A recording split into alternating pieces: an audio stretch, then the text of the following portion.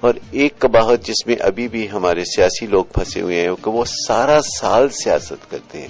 دنیا کے کسی ملک میں سارا سال سیاست نہیں ہوتی. اب دیکھیے ایک دور آتا ہے، الیکشن آتا ہے امریکہ میں یا یورپ کے ممالک میں، بھرپور سیاست ہو رہی ہوتی ہے چند دن کے لیے، اور اس کے بعد جو ہے جو حکومت ختم ہو جاتی ہے تو پھر انتظامی امور کی طرف توجہ دیتے ہیں. ہم لوگ سارا سال سیاست کرتے ہیں، ایک دوسرے پہ الزام تراشی، پوائنٹ سکورنگ، اپنی طاقت کو ضائع کرتے ہیں.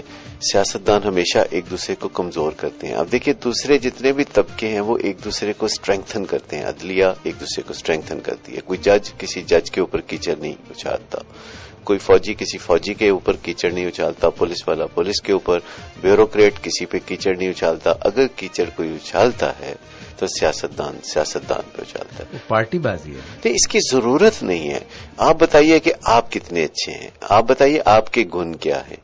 آپ دوسروں کی خرابیاں گنوا کے کوئی پوائنٹ سکور کر کے ووٹ لیں. اب آپ بتائیے آپ کیا ہیں، یعنی آپ کے پاس کیا گن ہیں، آپ نے ماضی میں کیا کیا تھا. آپ اپنی کوئی اچیومنٹ بتائیے. آپ بتائیے کہ آپ نے یہ کارنامہ انجام دیا تھا، یا آپ کی یہ ٹریننگ ہے، یا آپ یہ سیکھ کے آئے ہیں، یا آپ نے یہ اسٹڈی کیا ہے، آپ نے یہ ریسرچ کیا ہے، آپ یہ کر سکتے ہیں، آپ یہ کر کے دکھا سکتے ہیں. آپ اپنی بات کیجیے. دوسروں کے اوپر تنقید جو ہے یہ یعنی ایک زہر ہے، بجھا ہوا تیر ہے. مطلب یہ ڈینائل کی بات ہے. ڈینائل. اپنا گریبان سب سے اچھا ہوتا ہے جس میں جھانکنے سے کوئی آپ کو منع نہیں کرتا. تو سب سے زیادہ تو ضروری ہے کہ اپنے گریبان میں جھانک لیں. ایک جو تیر ہے وہ اپنے سینے میں جب آپ رکھتے ہیں اس کی نوک پر رکھ، تو پھر سارے معاملات سمجھ میں آنے لگتے ہیں جب انسان ڈینائل سے نکلتا ہے. صحیح. تو یہ جو ایک سیاسی رجحانات ہے کہ ایک دوسرے پہ کیچڑ اچھالنا، اس میں سبھی لت پت ہو جاتے ہیں. کوئی کسی کے اشارے پہ کیچڑ اچھالتا ہے، کیچڑ اچھالنا کسی کی عادت ہوتی ہے. لیکن یہ سب کچھ ہونے کے باوجود میں آپ کو بتاؤں کہ اب آہستہ آہستہ سب سمجھ میں آنے لگا ہے، اور ملک کے حالات جو ہے اب وہاں پہنچ چکے ہیں جہاں اور تو خراب ہو ہی نہیں سکتے. پہلے ہی ہم ہٹ باٹم ہے، اب ہم صرف بہتر ہو سکتے ہیں. اور بہتر ہونا ہمارا بائی ڈیزائن اور بائی ڈیفالٹ دونوں طرح سے ہو رہا ہے. بائی ڈیزائن یہ کہ ہم کریں گے کیونکہ تکلیف بہت زیادہ ہے، اور بائی ڈیفالٹ یہ کہ کافی جو کوتوال بھی ہمارے پیچھے ہیں، کافی دنیا کے دوسرے ممالک بھی ہم پر کڑی نظریں گاڑے ہوئے ہیں. اتفاق دیکھیں کہ مطلب کوئی حالانکہ کسی کے لیے کرتا نہیں ہے، مگر پاکستان ایسے اسٹریٹجیکلی جغرافیکلی آ گیا ہے کہ باقی بھی یہ کہتے ہیں کہ بس ٹھیک ہو جاؤ. وہ اپنی جان بچانے کے لیے کر رہے ہیں، وہ کوئی خوشی سے نہیں کر رہے. وہ ایک طرح سے اپنے آپ کو تحفظ دینے کے لیے ہمیں سدھارنے پہ تلے ہوئے ہیں، اور ہمارے ساتھ جو ان کے جو معاشی تعلقات ہیں ان کی وجہ سے ہم کافی مجبور بھی ہیں. اور کئی دفعہ جو ہے یہ جو بلیسنگ ان ڈسگائز ہوتی ہے، یہ جو چاروں طرف سے بلیسنگ ان ڈسگائز مطلب چھپی ہوئی رحمتیں جن کو ہم کہتے ہیں، جو بظاہر تو ہمیں لگتا ہے کہ یہ کیا مصیبت ہے، بظاہر زحمت لگتی ہے، لیکن اندر اس کے اندر کوئی ایک رحمت بھی چھپی ہوتی ہے کہ قانون کی پابندی اور کرپشن کا خاتمہ. یہ زیادہ تر ہم جو ہے نا کرپشن کو بہت بلیم کرتے ہیں. پرابلم ہمارا کرپشن نہیں ہے، پرابلم ہمارا وہ نظام ہے جو کرپشن کو ہونے دیتا ہے. دیکھیے پرابلم ہمارا کرپشن نہیں ہے، آپ اس نظام کو دیکھیں جہاں اتنے ارکان اسمبلی نے 40 ڈگریاں. ہم اس پہ بات کرتے ہیں اور یہ بھی بات کریں گے کہ اگر آپ سے پوچھا جائے کہ پاکستان کے 5 نکاتی بڑے مسائل کیا ہیں جن کو اگر ہم زیر کر لیں تو شاید ہم زبر ہو جائیں. اور السلام علیکم، your program is good. Doctor Sadaqat please waste your aim of life and goal through different media. ہفتے بعد FM 100 پہ آ جانے سے یا ٹیلی ویژن پہ آ جانے سے بات مکمل طور پر لوگوں تک نہیں پہنچتی. آپ کو کچھ زیادہ کرنے کے لیے اپنا چینل بنانا ہوگا پیس ٹی وی کی طرز پر. Doctor Zakir is an example for you. یہ اب آپ کے کندھوں پہ انہوں نے یہ ان کا حسن زن ہے. اپنے ایک دائرہ اختیار میں رہتے ہوئے جو ہم سے بن پڑتا ہے وہ ہم کرتے ہیں، اور اس کے بعد مطمئن رہتے ہیں. وہ چینلز جو چلا رہے ہیں نا، یہ ان کا کام ہے، یہ انہی کو سجتا ہے. میرا یہ ایریا آف ایکسپرٹیز نہیں ہے. یہ ذمہ داری جو ہے میرے کندھوں سے زیادہ مضبوط ہے. اچھا چلیے، آپ اگر ایسا کہتے ہیں تو ہم اس وقت آپ کی بات پہ ہاں ملا دیتے ہیں.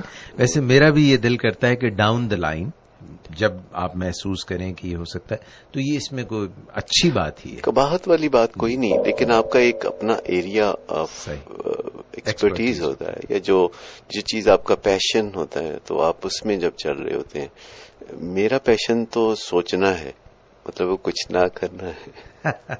جی ڈاکٹر صداقت، تو ہم یہ بات کر رہے تھے کہ اگر پاکستان کے مسائل کو ہم کسی طرف لے کے جانا چاہیں اور یہ جاننا چاہیں کہ کیا مسائل ہیں، تو آپ کی نظر میں وہ کیا ہیں؟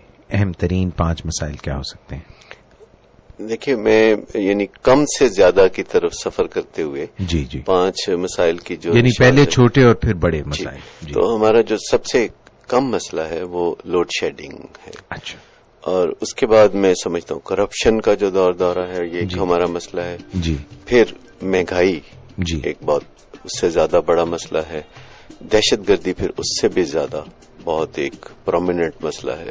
لیکن ہمارا سب سے جو بڑا مسئلہ ہے وہ ہے نظریہ حیات نہ ہونا. یعنی کوئی ایسا نظریہ حیات جس پہ پوری قوم جو ہے وہ متفق ہو سکے، پوری قوم ایک نظریہ حیات پہ متفق ہو کے چلے، یہ ہمارا سب سے بڑا مسئلہ. جیسے 60-62 سال پہلے ہم نے ہندوستان میں یہ نظریہ بنا لیا کہ نظریہ پاکستان ہمارا مطمع نظر ہے. وہ نظریہ پاکستان نہیں تھا، وہ اصل میں یہ تھا کہ مسلمانوں کے جو حالات ہیں ان کو لیول پلینگ فیلڈ میسر نہیں ہے. تو اگر لیول پلینگ فیلڈ نہیں مل سکتا مسلمانوں کو تو ہم اپنا گھر الگ بنا سکتے ہیں جہاں ہم ایک دوسرے کو اچھے طریقے سے مل جل کر ایک دوسرے کے ساتھ جو ہے نا آگے بڑھیں اور لیول پلینگ فیلڈ دیں. یہ بنیادی طور پر ایک نظریہ اس وقت تھا جس کی وجہ سے پوری قوم قائد اعظم رحمت اللہ علیہ کے پیچھے متفق ہو گئی اور ان کی بات کو لبیک کہنا شروع کر دیا. اور یہ نظریہ تھا جس کو لبیک کہا تھا، ورنہ قائد اعظم کو تو اردو کچھ اس طرح یا پنجابی کو بولنا نہیں آتی تھی. صحیح. اور وہ تو ویسٹ کے تعلیم یافتہ تھے. جی. اور ان کی ساری گرومنگ جو ہے وہ یو کے میں ہوئی. بالکل ایسے ہی. اور بڑے نفیس انسان تھے، بڑے صاف ستھری کرسٹل کلیئر سوچوں کے مالک انسان تھے اور انہی سوچوں کا وہ اظہار کیا کرتے تھے. ہم نے ان کی وفات کے بعد جو ہے یہ جو ایک نظریے کے بارے میں یکسو ہونا تھا یہ چھوڑ دیا. یہ آج ہمارا سب سے بڑا مسئلہ ہے میری نظر میں. اور ہم اگر دوبارہ اس پہ بات کریں تو لوڈ شیڈنگ کی طرف اگر آپ آئیں تو یہ تو محض جو ہے بانٹنے کی کوئی خرابی ہے، یعنی مس مینجمنٹ ہے ایڈمنسٹریشن کی. پاکستان میں ماہرین کی رائے کے مطابق اس وقت بھی بجلی کی کمی نہیں ہے. جی. اس میں جو بجلی کی چوری کا پہلو ہے یا جو مفت خوری کا پہلو ہے، یہ دو چیزیں جو ہیں چوری اور مفت خوری اگر نکل جائے تو ہمارے ہاں بجلی کی کوئی کمی نہیں ہے. اب چوری اور مفت خوری میں جو بظاہر خرابی ہے وہ تو آپ کو نظر آ رہی ہے، لیکن اصل خرابی اس کے پیچھے ہے. جب چوری اور مفت خوری ہوتی ہے تو وہ دل بے رحم کی بھی بات ہوتی ہے کہ پھر جب آپ نے کسی چیز کی قیمت ادا نہیں کرنی، یعنی آپ چوری کر کے بجلی لے رہے ہیں یا مفت خوری کر کے بجلی لے رہے ہیں، تو پھر آپ سوئچ آف کرنا جو ہے مال مفت دل بے رحم، وہ یہ چیز جو ہے نا زیادہ بڑی ہے. یعنی اگر وہ چوری کریں اور مفت خوری کریں لیکن مال مفت دل بے رحم کا رستہ اختیار نہ کریں تب بھی کوئی مسئلہ نہیں. لیکن میں آپ کو بتاؤں کہ یہ جو بنیادی نقطہ ہے اس پہ ہمیں توجہ دینے کی ضرورت ہے اور اس پہ کوئی سخت ہاتھ رکھنے کی ضرورت ہے. قطع نظر اس کے کہ اور ڈیم بننا چاہیے، قطع نظر اس کے کہ دنیا کے دوسرے ممالک میں دیکھیں انڈیا میں سینکڑوں کی تعداد میں ڈیم ہے، امریکہ میں ہزاروں کی تعداد میں ڈیم ہے. اور وہ بجلی کے دیگر طریقے، یعنی ہوا سے جو پنکھے چلتے ہیں تو اس سے جو بجلی پیدا ہوتی ہے، سورج کی جو تمازت ہے جو روشنی ہے اس سے بجلی، سولر انرجی، یہ وقت کے ساتھ ساتھ بدلتا رہے گا. اور میں آپ کو بتاؤں کہ انرجی کے لیے اب جو اجناس کو بھی یوٹیلائز کیا جا رہا ہے. تو دنیا میں اللہ تعالیٰ انسان کو چونکہ عقل اور شعور دیتا ہے تو وہ اپنے مسائل کا حل کرتا رہتا ہے. تو لوڈ شیڈنگ کا جو مسئلہ ہے یہ اس طرح حل ہوگا یہ سڑکوں پہ ٹائر جلانے سے تو پولیوشن پھیلے گی، لیکن اس کے لیے وہی بات جو سب سے بڑا مسئلہ ہے وہ بھی ٹھیک ہونا ضروری ہے. یعنی ہمارا کوئی نظریہ حیات ہو کہ ہم نے سدھرنا ہے کہ نہیں سدھرنا. یعنی ارادے کی بات کر رہا ہوں میں، نیت کی بات کر رہا ہوں کہ کیا ہم نے سدھرنے کی نیت کر رکھی ہے.